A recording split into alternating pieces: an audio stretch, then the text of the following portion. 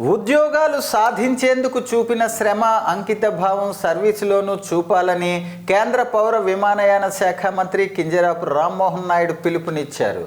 ప్రతి ఒక్కరూ దేశం గర్వపడేలా సేవలందించినప్పుడే ప్రగతి సాధ్యమని స్పష్టం చేశారు. ప్రధానమంత్రి రోజ్గార్ మేళాలో వివిధ కేంద్ర ప్రభుత్వ సర్వీసులకు ఎంపికైన 664 మంది ప్రతిభావంతులకు నియామక పత్రాలను విశాఖపట్నంలో సోమవారం నిర్వహించిన ప్రత్యేక కార్యక్రమంలో అందజేశారు.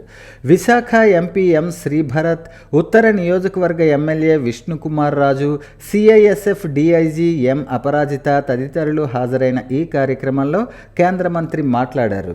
ఆర్మీ, నేవీ, ఎయిర్ ఫోర్స్ వంటి త్రివిధ దళాలలో సేవలందించి ఉత్తరాంధ్ర జిల్లాల నుంచి అత్యధిక మంది యువత ముందుకు రావటం గర్వకారణంగా ఉందన్నారు. ప్రస్తుత నియామకాల్లో సిఏపిఎఫ్, పోస్టల్, రైల్వే, బ్యాంకింగ్ తదితర కేంద్ర కొలువులు సాధించిన వారిలో ఉత్తరాంధ్రకు చెందిన వారే ఎక్కువ మంది ఉండటంపై హర్షం వ్యక్తం చేశారు.